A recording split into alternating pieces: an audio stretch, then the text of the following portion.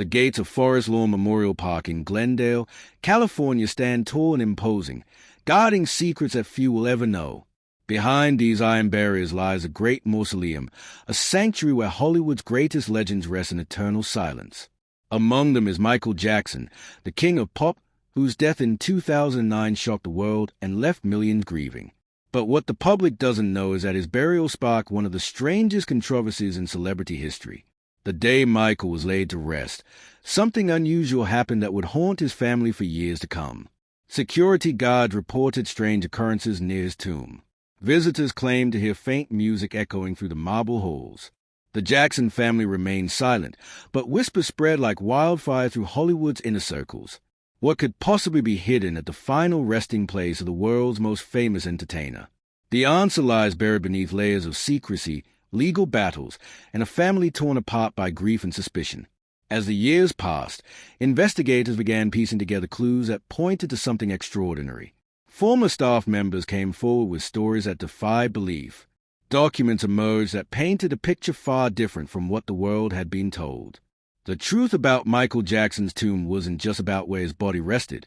It was about what else was hidden there, carefully concealed from prying eyes and protected by those who knew the full story. The mystery deepens when you learn that Forest Lawn itself has a reputation for keeping celebrity secrets locked away forever. Construction workers who helped build Michael Jackson's crypt have never spoken publicly about what they witnessed, bound by ironclad confidentiality agreements that threaten severe legal consequences. But one worker, speaking anonymously years later, revealed details that send chills down the spine. Behind the bronze plaque bearing Michael's name lies something far more complex than a simple burial vault. The structure extends deeper into the mausoleum than any other tomb in the building, requiring special engineering and reinforced walls. The construction took months longer than anticipated, raising questions among the crew about what exactly they were building. The chamber wasn't designed just to hold a casket. It was built to preserve something precious, something that needed climate control, humidity regulation, and security measures that rivaled a bank vault. Inside this hidden space, according to sources close to the family, Michael Jackson's most treasured possessions were entombed alongside him. Not just personal items or jewelry, but original master recordings of unreleased songs, handwritten lyrics, and private journals documenting his innermost thoughts. The family wanted these items protected from the world, safe from those who might exploit them for profit or sensation. But there's more. Architectural blueprints obtained through legal channels show that the chamber contains a small anteroom, accessible only through a locked passage known to select family members. This room serves a purpose that goes beyond mere storage. It's a shrine, a private sanctuary where the Jackson family can commune with Michael's memory away from cameras and curious onlookers. The walls are said to be adorned with photographs spanning his entire life, from his childhood days with the Jackson 5 to his final rehearsal for the This Is It tour. Fresh flowers are delivered weekly through secret arrangements with Forest Lawn staff. What the media never reported was a fierce legal war that erupted over Michael Jackson's burial site before his body was even laid to rest. The battle lines were drawn between family members, business associates, and even some of Michael's closest friends, all claiming they knew what the king of pop would have wanted. His will specified Forest Lawn, but the details became a nightmare of competing interests and hidden agendas. Katherine Jackson, his mother, fought desperately to include specific items in his tomb, things Michael had told her about in private conversations that nobody else knew. Joe Jackson, his father, had different ideas entirely, pushing for a more public memorial that could generate revenue for the struggling family. Meanwhile, Michael's children, Prince, Paris, and Blanket, were caught in the middle, their voices barely heard amid the chaos. Lawyers work around the clock negotiating terms that would satisfy everyone while honoring Michael's wishes. The estate executors held the ultimate power, but they faced pressure from all sides. Documents filed under seal in Los Angeles Superior Court reveal shocking allegations about who wanted access to Michael's tomb and why. Some family members accused others of planning to exploit the burial site for personal gain. Threats of lawsuits flew back and forth, with millions of dollars at stake. The truth is that Michael's final resting place became a battleground where love, greed, and grief collided in devastating ways. Eventually, a settlement was reached, but it came with conditions that have never been publicly disclosed. Certain family members were granted limited access to the inner chamber, while others were permanently excluded. The agreement included provisions about what could and couldn't be removed from the tomb, how often visits could occur, and what would happen to the concealed items after specific family members pass away. The legal documents remain sealed to this day, protected by court order and family determination to keep their private matters hidden from a world that consumed Michael's life while he was alive. Inside Michael Jackson's tomb rests a collection that would make any museum curator weep with envy. Beyond the obvious sentimental items like his famous white glove, his military jacket, and his fedora, there are treasures that carry immense historical and monetary value. Sources familiar with the inventory describe original acetate recordings of songs that have never been heard by human ears outside of Michael's private studio. These aren't rough demos or unfinished sketches.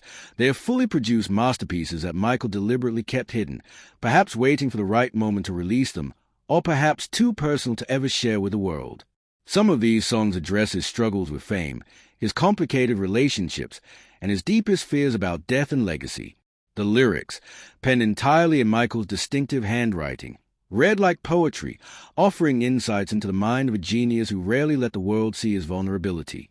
Also entombed are letters exchanged between Michael and other legendary artists, private correspondence with Prince, Madonna, Freddie Mercury, and others who understood the burden of extraordinary fame.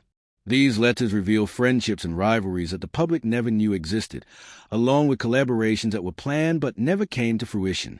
One particularly poignant item is a series of letters Michael wrote to his future self, sealed in envelopes marked with years stretching decades into the future. He would never open them, of course, but they remain there, time capsules of his hopes and dreams. Perhaps most valuable are the detailed plans for performances and albums that Michael was developing before his death. Elaborate stage designs, choreography notes, and musical arrangements that would have revolutionized entertainment once again.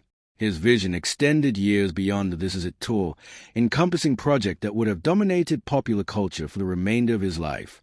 All of it now rests in eternal darkness, protected and preserved but never to be realized.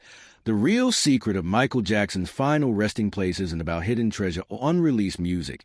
It's about something far more profound and deeply human. The elaborate security, the hidden chambers, the legal battles, and the family conflicts all stem from one simple truth. Michael Jackson spent his entire life being watched, judged, and consumed by the public, and his family was determined that in death he would finally have the privacy he desperately craved in life. Every excessive measure taken to protect his tomb reflects the tragedy of a man who couldn't walk down a street, couldn't shop for groceries, couldn't live a normal moment without being mobbed by fans or hunted by paparazzi. The hidden chamber represents the sanctuary he never had while alive. The strict access controls ensure that even in death, he won't be turned into a spectacle or a tourist attraction. The items buried with him aren't meant to be discovered by future generations or sold at auction. They are meant to stay with him forever, personal possessions that finally belong to him alone, and not to the world that claimed ownership of every aspect of his existence. His family understood that Michael's legacy would live on through his music, his humanitarian work, and the memories of those who loved him genuinely. They didn't need to preserve everything for posterity because Michael had already given the world more than any single artist should have to give. What remains in that tomb is what he held back, what he kept for himself, what was truly his. The secret isn't mysterious or scandalous. It's heartbreaking. It's the story of a family trying to give their son, their brother, their father, the one thing he could never have while alive: peace. The locked doors, the confidentiality agreements, the sealed court documents, they are all shield protecting a man who spent 50 years being the world's property. In death, Michael Jackson finally belongs only to himself and to those who loved him without wanting anything in return. That's a secret that lies behind those iron gates, beneath that bronze plaque, in the silence of that hidden chamber. Not a scandal, but a mercy. Not a mystery, but an act of love.